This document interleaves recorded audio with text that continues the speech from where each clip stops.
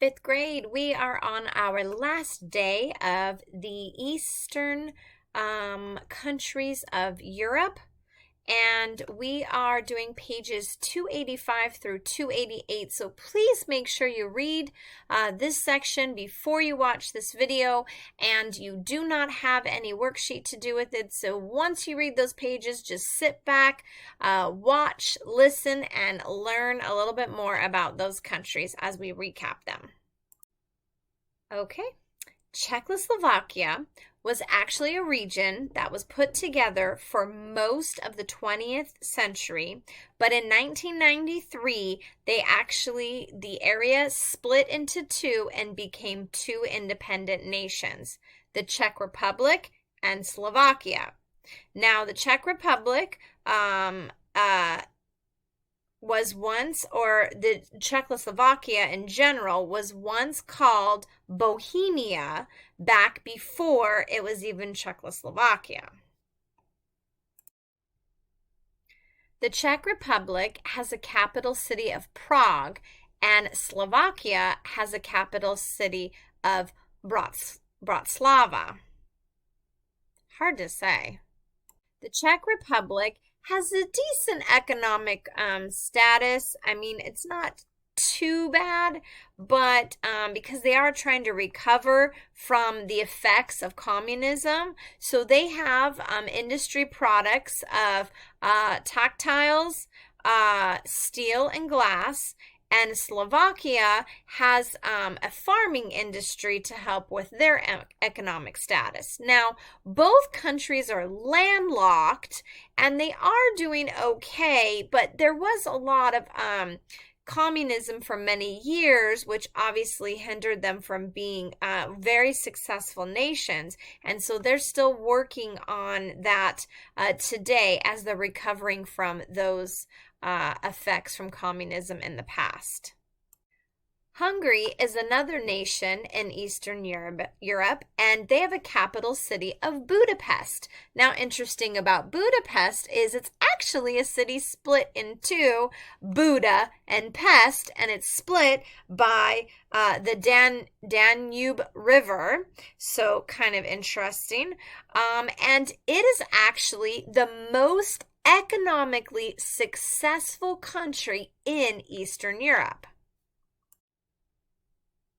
On to Romania. Now, Romania's capital city is Bucharest, and it is part of the Balkan states. They speak the Romance language, so they have actually been called the Paris of the Balkans. Okay, because of their culture and architecture. So there is a large settlement of gypsies living in this part of Europe, and or the largest actually settlement of gypsies lives there. And Romania has natural resources kind of like Hungary, so they haven't done so bad economically, but because of communism, once again, they have not been able to be strong and successful, but they are making progress. Bulgaria is known as the Garden of Eastern Europe because of its lush landscape. Now, they have a capital city of Sofia, and they have a poor economy due to communism, but fishing, mining, and tourism are helping them to make money in the country now. The Yugoslavia republics was actually 6 states from 1945 to 1991. And with their strong communist leader, Marshal Tito, they were able to be united, or at least the nation thought that the 6 states were united. But in the early 1990s, fighting started occurring because there were so many different languages and many different cultures and religions in the area. It actually brought separation and fighting, and a lot of bloodshed broke out upon the country.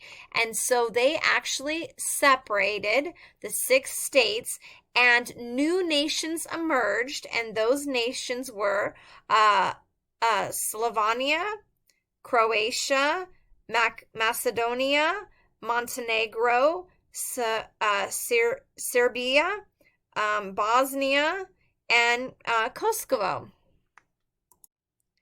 And our last Eastern Europe nation that we're going to learn about is Albania. They have a capital city of Tirana, and they have a lot of rugged mountains, and so they ended up putting most of their cities along the coast, but they're rural areas because of the rugged mountains. So they have a hardship when it comes to farming, and so they've had a struggling economy. Communism actually kept this country very, very isolated until just recently.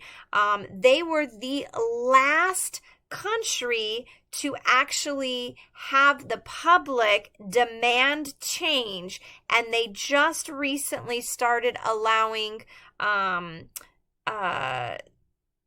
or opening up to the west side. So this was a very, Albania was a very segregated country from not only Eastern Europe, but actually from the entire world.